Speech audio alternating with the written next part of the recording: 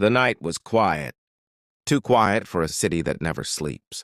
Dubai's lights flickered like worried stars, as if they sensed a storm building, not in the sky, but inside the heart of the man the world calls Fazza.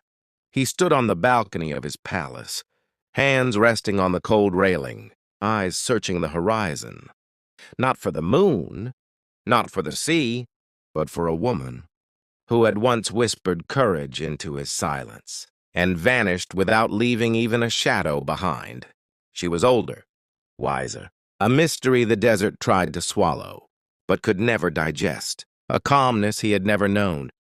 She walked like time itself, slow, careful, and impossible to control. And yet, she had left him trembling, like a boy discovering love for the first time.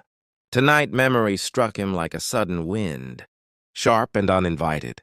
He remembered how her voice sounded in the morning, soft enough to heal, strong enough to break.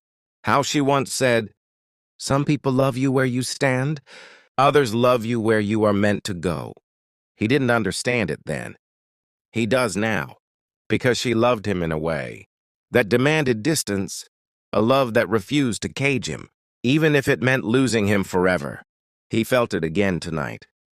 That strange ache he only felt when her name slipped through his mind, like a fragile prayer. Was she thinking of him? Had she found peace? Did she walk through life with the same wound he still carried like a hidden jewel?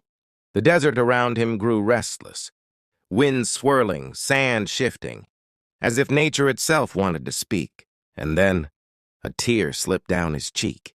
For the first time, the desert saw its prince cry. But these were not tears of weakness.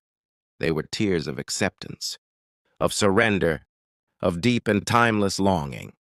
The kind that does not fade with seasons or crumble with years.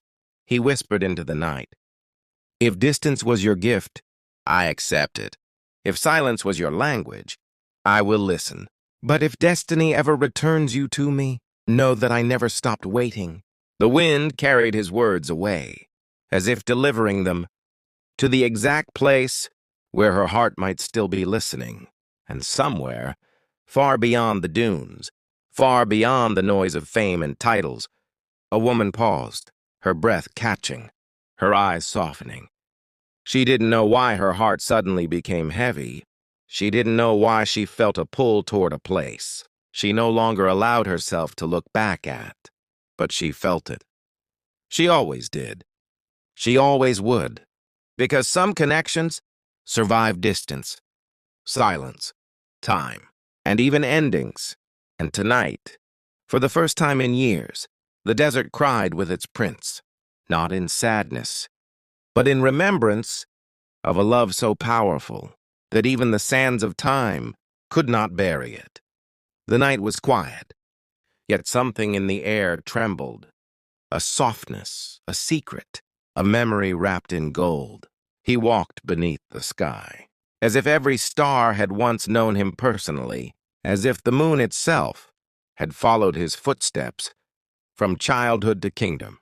But tonight was different. Tonight the desert wasn't silent. It whispered. It whispered his name, the way only someone who truly misses you can whisper it. With longing, with pride, with pain hidden behind gentleness, he paused, closed his eyes, and for a moment even time bowed its head. Was it her voice? The woman who once stitched courage into his heartbeat? The one who taught him that real strength comes from what you carry quietly, not what you show loudly? He breathed in, and the wind answered. It carried memories he kept locked beneath armor, the kind of memories that hurt beautifully, like love that never got its proper ending, or promises that still glow, despite being half broken. He felt her presence, in the sway of the dunes, in the softness of the night, in the heartbeat of Dubai, echoing like a distant poem. She had changed him, not with grand gestures, but with a single truth, that even a prince deserves a place to rest his soul. So he walked on, letting the desert speak, letting the memories breathe, letting the moon witness, the man behind the royal silhouette, the man who still loved with the quiet intensity of a rising tide. Tonight, the desert learned to whisper his name, and tonight, he dared to whisper hers back.